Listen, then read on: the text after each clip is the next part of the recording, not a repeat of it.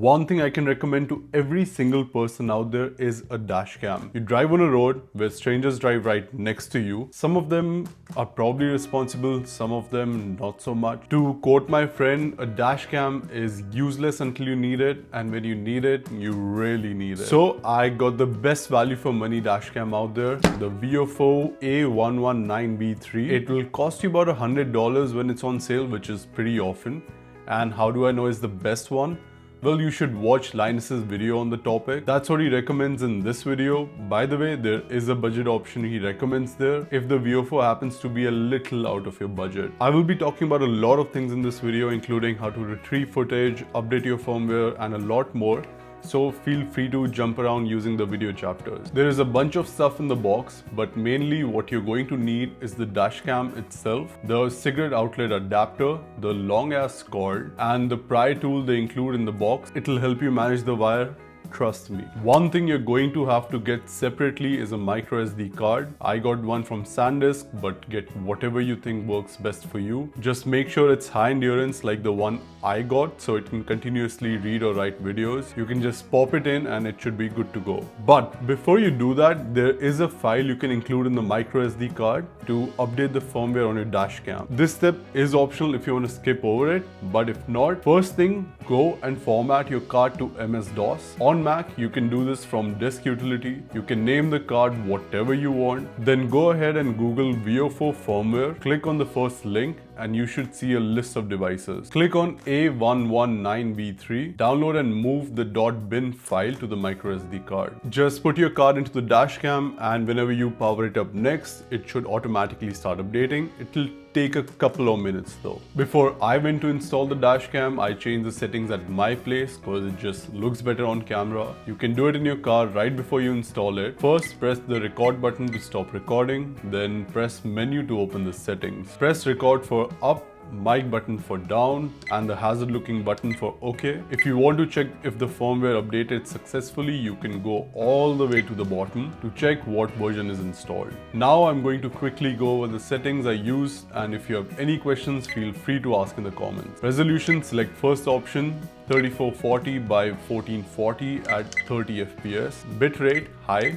Loop recording at the highest, 3 minutes. Video format, MP4. Exposure, left it at 0. HDR on, driving safety both off by default. Don't touch any parking mode settings unless you're hardwiring your dash cam, which I am not. Leave time lapse and motion detection as is. GPS should be left on, as you should have gotten the module in the box. Speed unit to kmph, but use mph if you're in the States. G sensor, low sensitivity, date stamp on. GPS info stamp, all info. Camera model stamp, that is up to you. I left it on. Record audio on.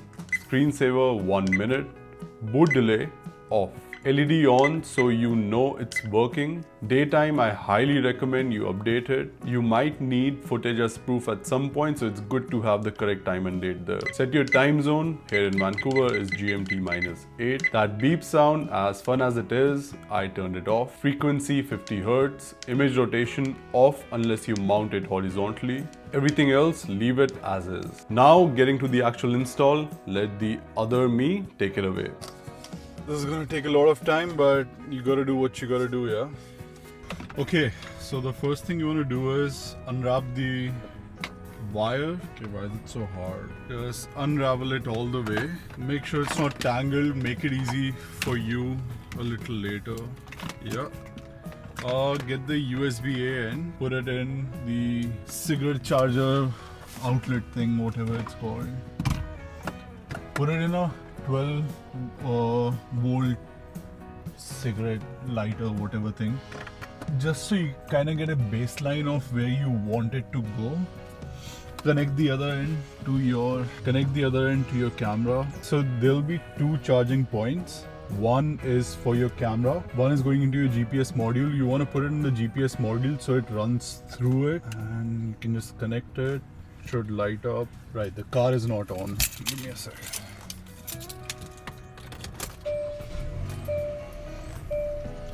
Yeah, and it turned on. You can see that. Yeah. So it's recording now. So depending on the rules for wherever you live, you might have to put it on one side or the other. So it's usually, if you're driving on the left, you'll have to put it on the right. I'm gonna put it right about... I didn't mention it here, but the camera does move vertically up and down, so you can get the perfect angle after you mount it. I do kind of show it here. So there must be protective films that came in the box. You can put them if you think you're gonna have to remove it at some later date. And also if you have any tint or anything, I think it's gonna be better for protection. I am not gonna put this, I'm just gonna put it directly. So make sure that this part is clean. I'm gonna get this out of the way so you can see. Peel the thing off. And you can go ahead and put it right there. And you can pop the camera off if you want. Just pull up, so that you can put some pressure on the thing directly and you don't have to put pressure on the camera necessarily. Make sure it's snug in there. You can even disconnect the thing for now so we can install it properly. I'm gonna turn the car off. Let me change the angle so you can see it. So I would recommend you start wiring at the top so that the excess wire can just be bunched up next to the thing. And you can just keep it there, because a bunched up wire in front of you is not going to be ideal. Also, I should mention that there's some clips included in the box so that you can pin down the wire on the edges if you want. Just make sure it's not on any tint or the protective film you see right here. And they also give you a pry tool to be able to go in the wedges right here, if you can see, so you can kind of put your wire in there. If you need to use it.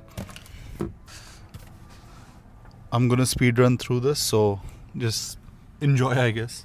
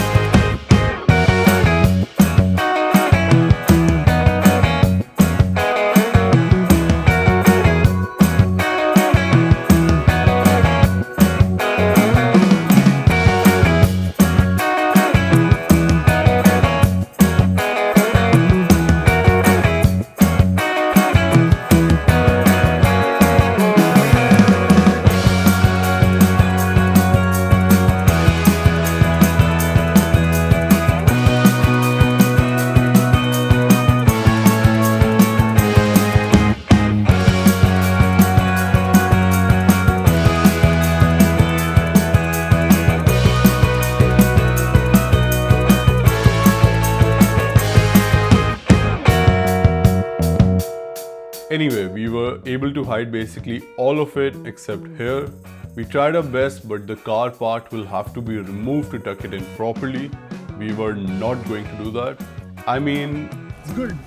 Yeah. It's good enough. It's really good. And here's the camera mounted, showing a preview of what is being recorded. If you need to access the footage, just get the micro SD card from your dashcam, connect it to your laptop. I set my loop recording to 3 minutes, so each clip is up to that time, after which a new video starts. 3 minutes worth of footage is about 700 to 750 MB. You can just copy the footage to your computer or watch it directly. Going through the footage though, what does this camera do well? What does it not do well? Sunny, clear days, you're all clear. Reading road signs is easy, license plates, that too.